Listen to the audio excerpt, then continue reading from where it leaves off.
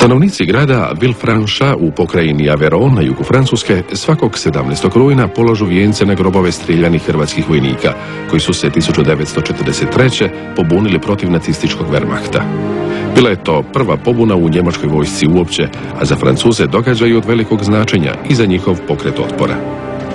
Uz spomene na pale Hrvate postoji i prigodna pjesma. Vos morts sont devenus des faits de notre histoire et votre souvenir fait partie de nos vies. Uvod u krvavu epizodu Villefranche počeo je u veljači 1943.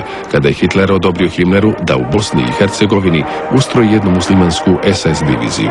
Smatralo se da će navodni ratoborni duh islama ojačati njemačku vojnu moć u borbi s Titovim partizanima. Njemci su u NDH doveli i sebi sklonog jeruzalemskog velikog muftiju El Huseina kako bi pomogao stvaranju te isključivo muslimanske postrojbe.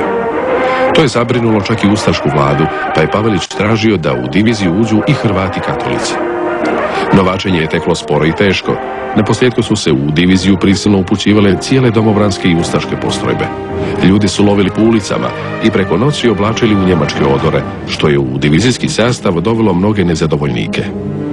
Himmler je svojoj tvorbi dao zvučni naziv 13. Hrvatska SS dobrovoljačka gorska divizija i uputio je na izobrazbu u Dresden, a zatim u Južnu Francusku. U Villefrancheu je smješten 13. opkoparski bataljun sastavljen pretežno od Hrvata. Njemci su na sve načine maltretirali vojnike. Uskoro je pritajno nezadovoljstvo preraslo u oružanu pobunu. Vođe su bili Ferit Čanić, Božo Jelinek, Nikola Vukelić i Eduard Matutinović, koji su uspostavili veze s francuskim pokretom otpora. No, te su veze u presudnom trenutku zatajile, pa su njemačke oklopne snage krvavo ugušile pobunu. Oko 150 hrvatskih vojnika je strijeljeno, 300 ih je zaglavilo u koncentracijskim logorima, a samo 100 je uspjelo prebjeći francuskim partizanima.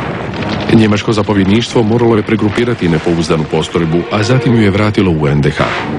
Najkrvaviji dan u povijesti Villefranchea građani i danas obilježavaju prigodnom komemoracijom kao hrvatski doprinos zajedničkoj borbi protiv njemačke okupacije.